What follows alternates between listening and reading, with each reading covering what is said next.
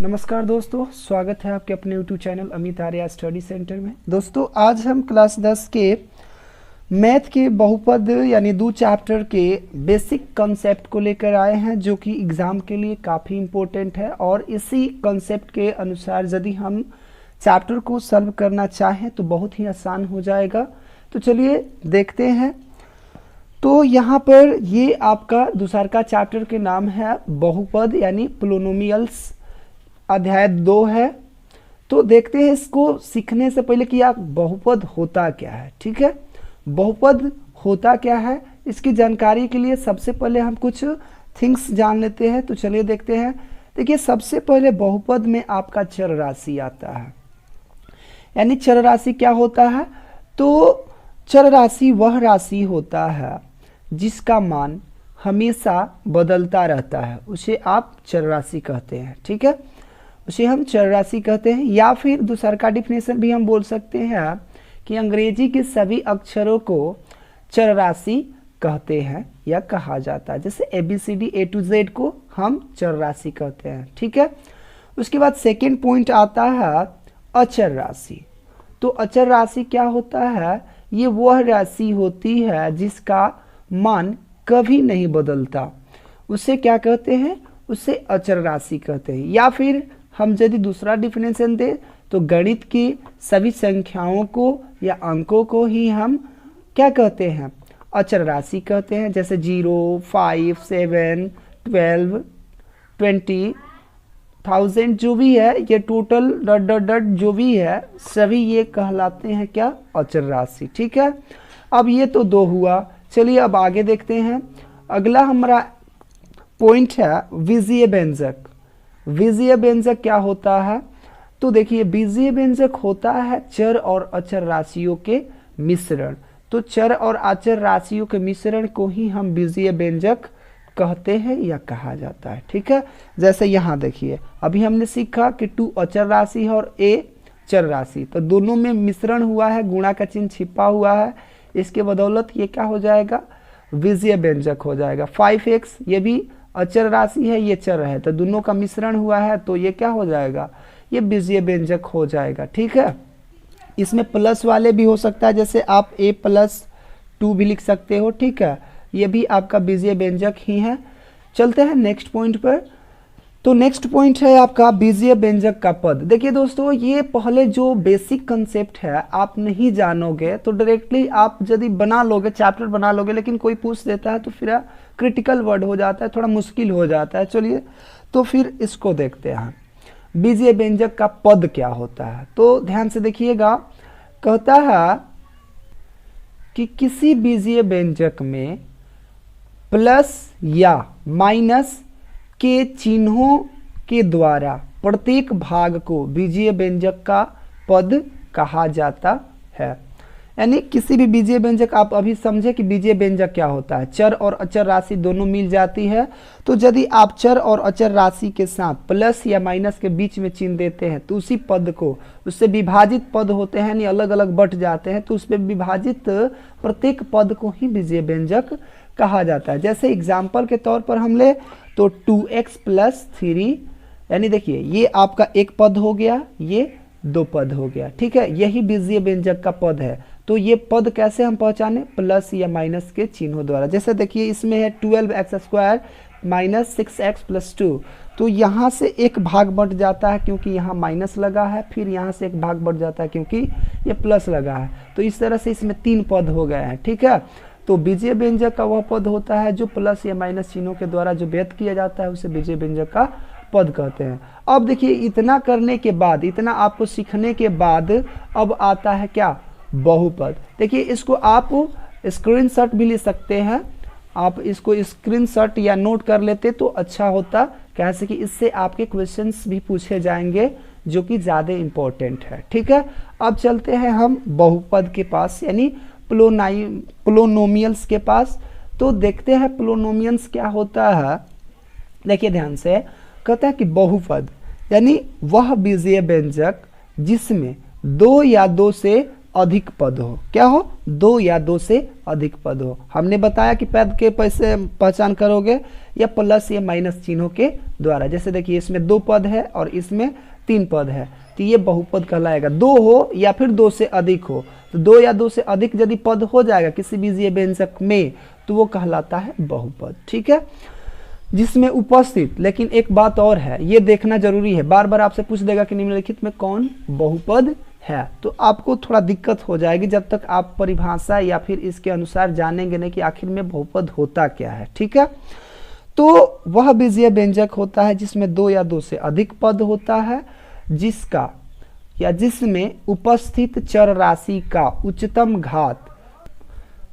घात कोई क्या होता है? धनात्मक पूर्णांक होता है। यानी हमेशा देखिए बहुपद का ये रूल है, ये नियम है कि उसका पावर जो होता है, पावर वो हमेशा धनात्मक होगा, यानी पॉजिटिव ही होगा, पूर्णांक में होगा। ठीक है, एक पूर्णांक हो उसे बहुपद कहा जाता है। ठीक है, धनात्मक पूर्णांक होना चाहिए, ऋणात्मक नहीं। और नोट में एक बात और लिखा गया है, क्या कि किसी भी बहुपद का घात ऋणात्मक नहीं होता। ध्यान देनिए, यहाँ पर देने योग्य बात है क्या कि किसी भी बहुपद के यदि घात ऋणात्मक पूर्णांक में आता है तो समझ जाइएगा कि ये बहुपद नहीं है। जैसे एग्जाम्पल के फॉर पर मतलब दे दे, एग्जाम्पल के तौर पर ये आपका 2x के पावर -3 है, तो देखिए यहाँ जो पावर -3 है ये वाला, तो ये आपका -3 पावर ऋणात्मक हो गया, जबकि हमें चाहिए धनात्मक। तो इस तरह से ये आपका कहीं भी, ये नहीं कि ये पार्ट में माइनस है इसमें प्लस तो है ना, नहीं चलेगा। आपका कोई भी घात ऋणात्मक में नहीं होना चाहिए, सभी घात पूर्णांक में ही होना चाहिए। दूसरा का बात क्या कि उसका पावर एक पूर्ण संख्या नहीं किस रूप में होना चाहिए? 1 2 3 ऐसे रूप में होना चाहिए। जैसे इसका पावर देखिए क्या है, 2x के पावर 1/2 है, 2x के पावर क्या है? 1/2, तो ये आधा है, हाफ है, इसके लिए ये क्या हो जाएगा? ये बहुपद नहीं होगा।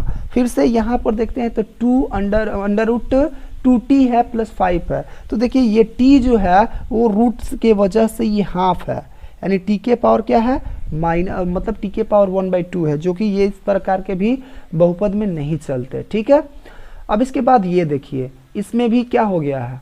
आपका परिमेय संख्या के रूप में आ गया है। इसका पावर केवल 3 होता या 2 होता तो ये बहुपद कहलाता, नहीं तो ये बहुपद नहीं है। ठीक है, तो ऐसे बातों पर ध्यान देना, कैसे कि ऑब्जेक्टिव में आपके क्वेश्चंस ऐसे पूछे जाते हैं, आपसे पूछ दिए जाएंगे कि क्या ये बहुपद है, हाँ या नहीं, या फिर पूछ देगा कि निम्नलिखित में से कौन बहुपद नहीं है या फिर है। ठीक है, तो इस तरह से उसमें ज़्यादा क्वेश्चन डाले जाएंगे, तो इस पर ध्यान देना जरूरी है।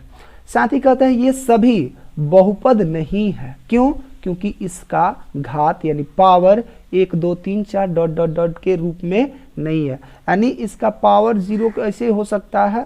इसका पावर धनात्मक होना चाहिए, 1/2 के रूप में, परिमेय संख्या के रूप में नहीं होना चाहिए, है ना, यानी इस तरह से नहीं होना चाहिए। इस तरह से यदि हो, 1 पावर हो, 2 हो, 3 हो, 4 हो, 5 हो, डॉट डॉट कुछ भी हो, धनात्मक हो तो वो बहुपद कहलाएगा, अन्यथा नहीं।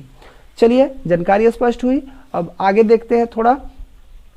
इसके बाद कहता है कि ये बहुपद जो होता है ये अब इसका भाग भी होता है। बहुपद को अलग अलग भाग में बांटा गया है।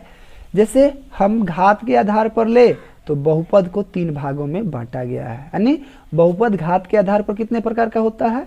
3 प्रकार के। कौन कौन? देखिए ध्यान से पूछ देगा कि बहुपद कितने प्रकार का होता है घात के आधार पर, तो 3 प्रकार के। कौन कौन? रैखिक, यानी रैखिक बहुपद का ही दूसरा का नाम है एक घाती बहुपद, दूसरा का है द्विघात बहुपद, एंड थर्ड नंबर है त्रिघात बहुपद, या त्रिघाती लिखिए या फिर त्रिघात बहुपद लिखिए, दोनों एक ही है ना। तो ये घात के आधार पर बहुपद 3 प्रकार का होता है, और 3 प्रकार के साथ ही साथ 3 प्रकार के आपका पद के आधार पर भी बहुपद होता है, यानी पद के आधार पर बहुपद भी 3 प्रकार का होता है। कौन कौन? एक पदी बहुपद, द्विपदी बहुपद एंड त्रिपदी बहुपद। ठीक है, ये आप तीनों इस तरह से हमारा बहुपद जो है वो 6 प्रकार का होता है, 3 घात के आधार पर और 3 पद के आधार पर।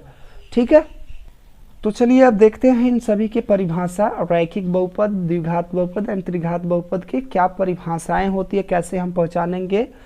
तो देखिए सबसे पहले रैखिक बहुपद जो होता है वह क्या कहलाता है, तो देखिए ध्यान से, वह बहुपद, रैखिक बहुपद वह बहुपद होता है जिसमें उपस्थित चर राशि का उच्चतम घात कितना हो, एक हो, यानी घात बोले तो पावर, घात यानी पावर एक हो, उसे रैखिक बहुपद कहलाता है, या फिर वह उसे रैखिक बहुपद कहते हैं। कहलाता है की जगह पर आप कहते हैं तो अच्छा हो जाएगा, ठीक है।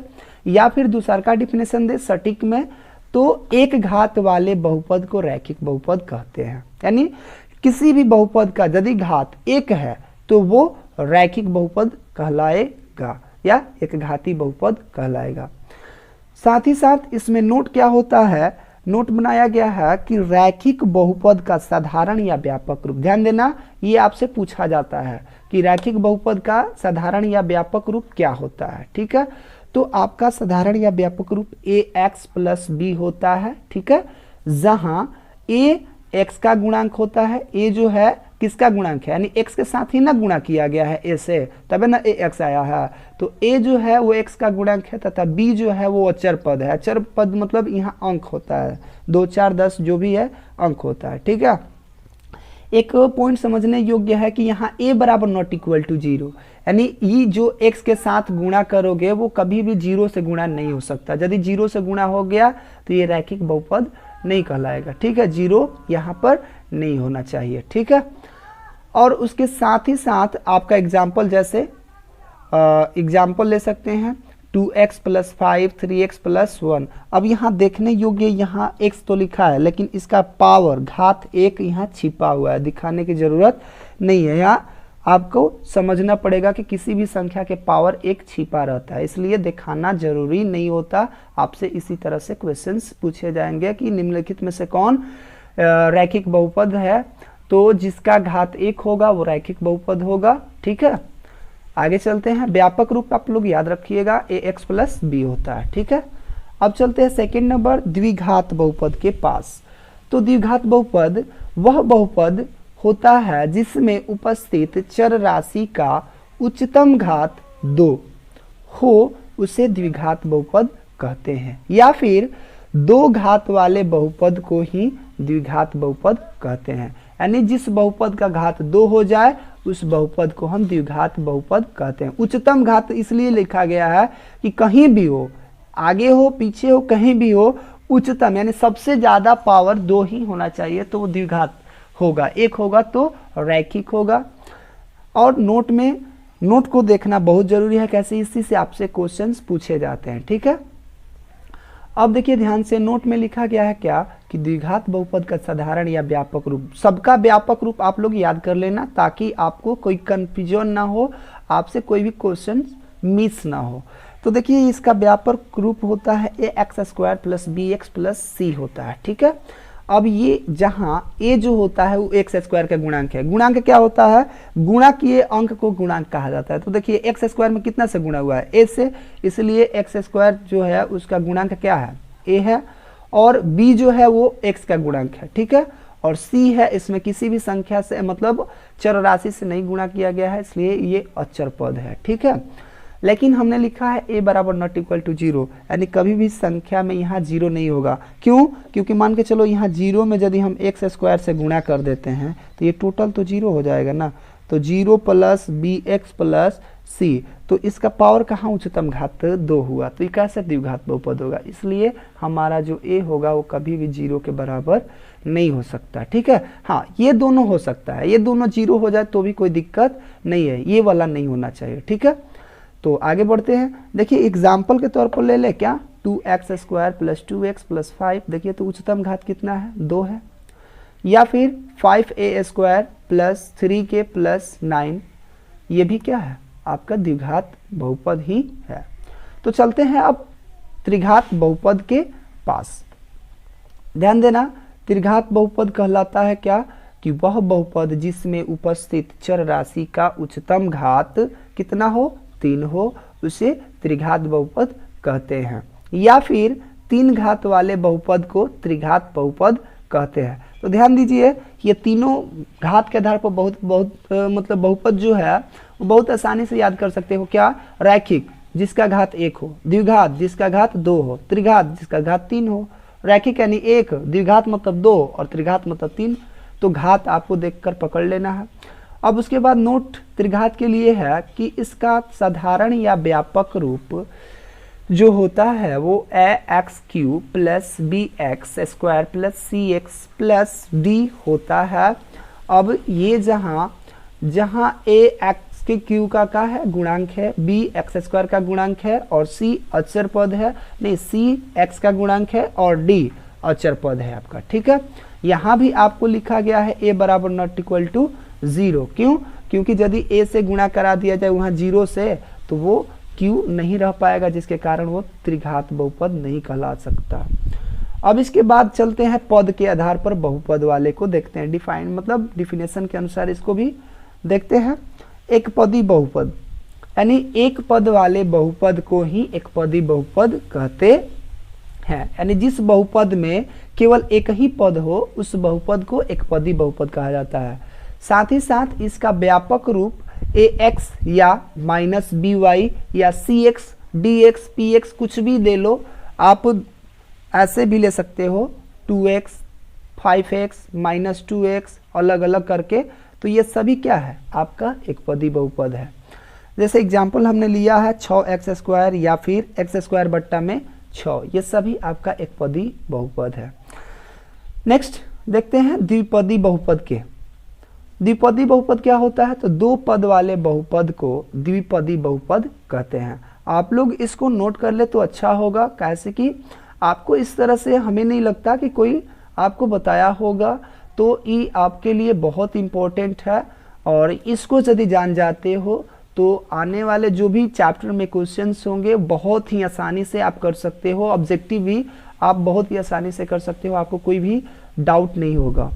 इसका व्यापक रूप जो होता है द्विघात बहुपद का, यानी डिफिनेशन तो जान गए कि दो पद वाले बहुपद को द्विपदी बहुपद कहते हैं और इसका व्यापक रूप ax प्लस b। अब देखिए पद क्या होता है? तो हम बताए थे कि बीजीय व्यंजक का पद प्लस या माइनस चिन्हों द्वारा दिखाया जाता है। तो देखिए इसमें प्लस का चिन्ह हो गया, तो एक साइड ई और एक साइड ई, दो साइड हुआ तो ये एगो पद दूगो पद या फिर ax माइनस b होता है क्या? इसका व्यापक रूप। ठीक है, उदाहरण भी ले सकते हो जैसे 2x माइनस 3 या फिर 2a माइनस 5, ये आपका है द्विपदी बहुपद। अब चलते हैं त्रिपदी बहुपद के पास।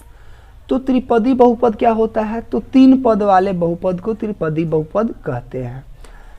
और इसके बाद तीन पद वाले बहुपद को त्रिपदी बहुपद कहते हैं। इसका व्यापक रूप लेना चाहे तो इसका साधारण या व्यापक रूप ax plus by plus c होता है। ठीक है, इस तरह के आपका त्रिघात नहीं त्रिपदी बहुपद होता है। अब देखिए ये नोट पर आप लोग विशेष करके ध्यान दीजिएगा, जो नोट्स लिखे गए हैं इसी से आपके क्वेश्चंस पूछे जाते हैं, ज़्यादातर इसी से आपके क्वेश्चंस पूछे जाते हैं, इसलिए हमने आपके लिए नोट बना दिया है। तो इसमें लिखा है रैखिक बहुपद में शून्यंकों की संख्या केवल एक होती है। रैखिक बहुपद में शून्यंकों की संख्या एक होती है। ठीक है, वैसे ही द्विघात बहुपद में शून्यंकों की संख्या दो होती है। कौन? एक अल्फा एक बीटा। ध्यान दीजिएगा, इसका नाम अल्फा है और ये आपका बीटा है, ये आपका बीटा है कुछ इस तरह से। ठीक है, उसके बाद त्रिघात बहुपद होता है। त्रिघात बहुपद में शून्यंकों की संख्या 3 होती है। याद रखना, त्रिघात बहुपद में शून्यंकों की संख्या 3 होती है। एक को अल्फा हमने हिंदी में भी लिख लिया है और दूसरे को बीटा, बी जैसा ऐसा करके लिख देना है, और लास्ट वाले को गामा। ठीक है, अल्फा बीटा और गामा। तो आपसे क्वेश्चंस पूछेगा क्या कि रैखिक बहुपद में शून्यंकों की संख्या क्या होती है? 1, द्विघात में 2, त्रिघात में 3। ठीक है, तो चलिए अब देखते हैं हम बहुपद में जितने भी इम्पोर्टेंट फॉर्मूलाज है, जो कि इसके बिना आपका 2.2 या फिर 3 जो भी है वो चैप्टर 2 एक्सरसाइज के बन ही नहीं सकते। तो चलिए इसको ध्यान से हम लोग देखते हैं और सीखते हैं। तो सबसे पहले देखिए ध्यान से, पहले का पॉइंट है आपका नोट कि किसी भी द्विघात बहुपद में सूत्र का संबंध, यानी किसी द्विघात बहुपद के लिए सूत्र का संबंध क्या होता है उसके बारे में हम जानते हैं। पहला है कि द्विघात बहुपद में शून्यंकों का योगफल, यानी अल्फा और बीटा। योगफल हमने बताया था शून्यंक दो ही होते हैं, एगो अल्फा एगो बीटा। योगफल मतलब दोनों को जोड़ दिया गया, तो इसके बराबर में क्या होता है माइनस बी बाई ए।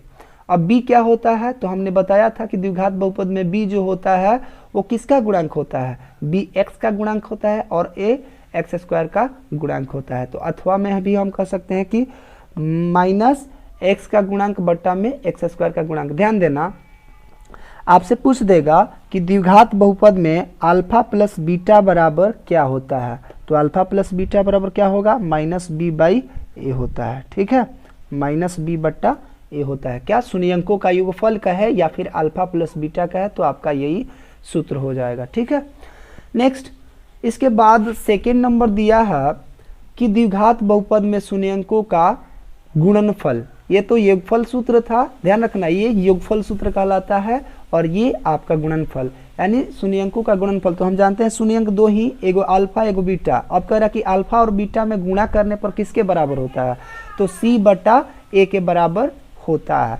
अब सी क्या होता है, तो सी आपका अचर पद होता है और जो ये आपका ए होता है वो एक्स स्क्वायर का गुणांक होता है। ठीक ना, तो आप ऐसे भी आपसे पूछ देगा कि अल्फा इंटू बीटा का मान बताए। द्विघात बहुपद एगो दे देगा और उसमें पूछेगा कि अल्फा और बीटा का मान, अल्फा इंटू बीटा का मान क्या होगा, तो आप डायरेक्ट लगाइएगा का सी बाई ए, यानी अचर पद जो लास्ट में होगा उसको लिख देना और इसको सॉल्व कर देना। ठीक है, जैसे एग्जाम्पल भी ले ले तो ऐसे देखिए 2x स्क्वायर माइनस 3 प्लस 2, इसमें कह दिया है आपसे कि शून्यंकों का गुणनफल यानी अल्फा और बीटा का मान ज्ञात करें। तो लिखेंगे का अल्फा इंटू बीटा बराबर देखिए सी बाई ए होता है, तो सी के जगह पर क्या है, ये ए होता है, ये बी होता है और ये सी होता है। तो सी के जगह पर 2 है और ए के जगह पर भी 2 है, तो 2 से 2 कैंसिल, यानी एक आपका आंसर हो गया।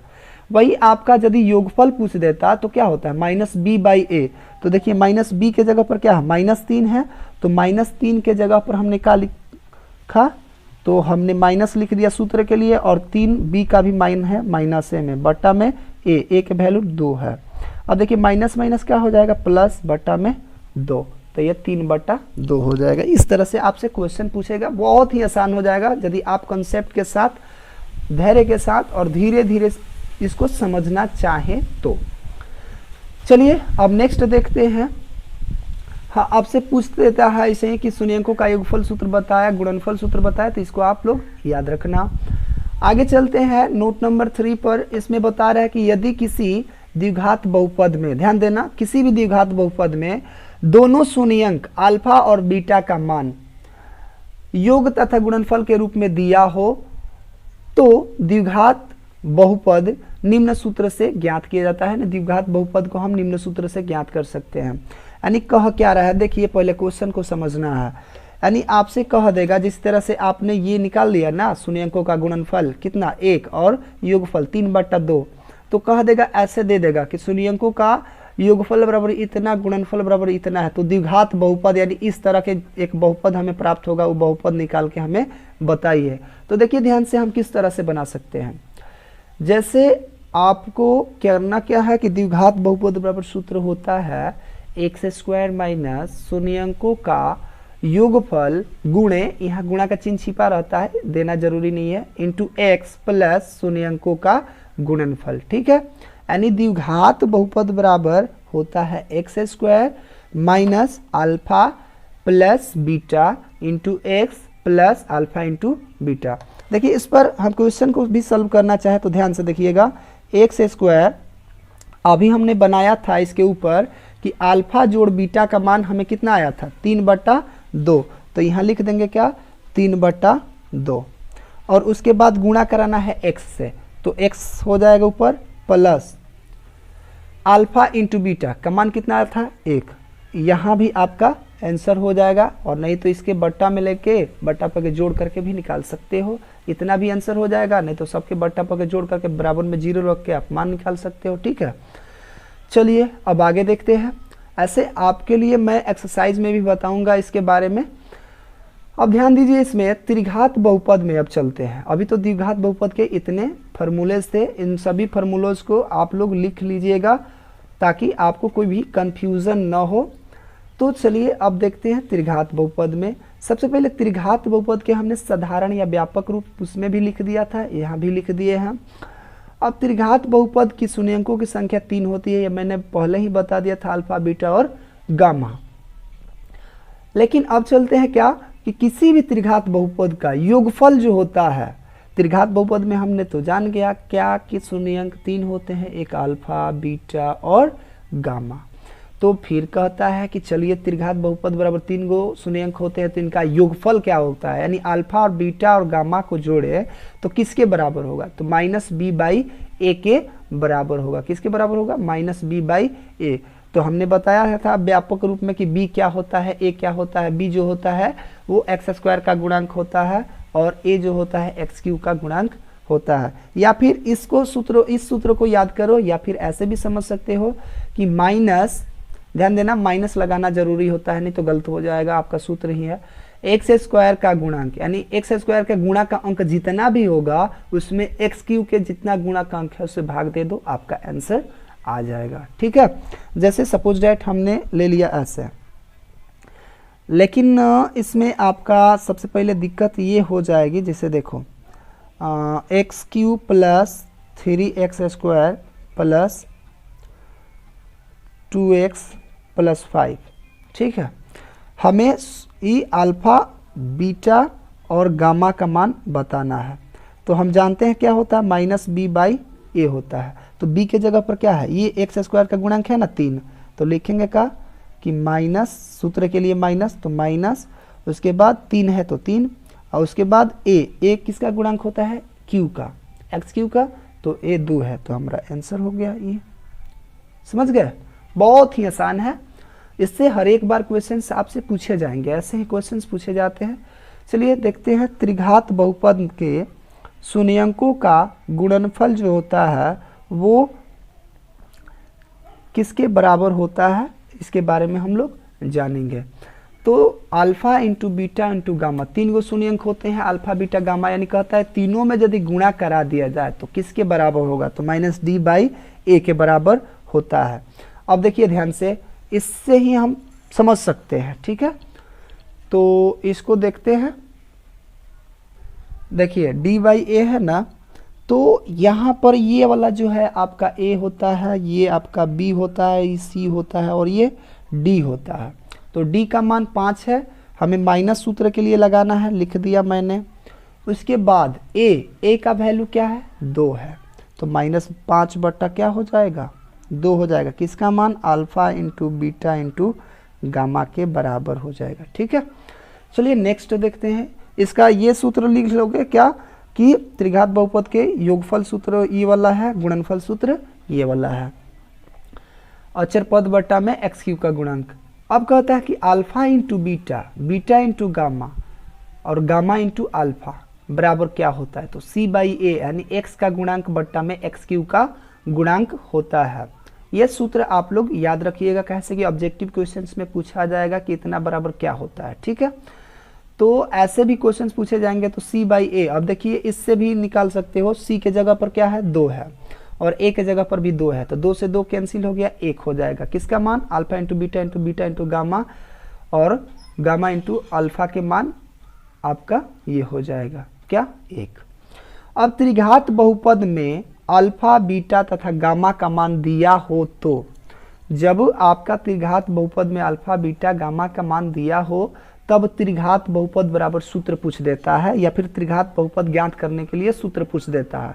तो आपका सूत्र होता है x³ minus alpha, beta, gamma के मान जो दिया है उसको जोड़ लिया जाए और इसमें x² से गुणा किया जाए, फिर plus alpha into beta, beta into gamma, gamma into alpha into x plus alpha into beta into gamma. ठीक है, तो इतने आपको याद करने होंगे, नोट्स को देखना होगा, इसके बाद आप क्वेश्चंस को बना लेंगे, बहुत ही आसान है।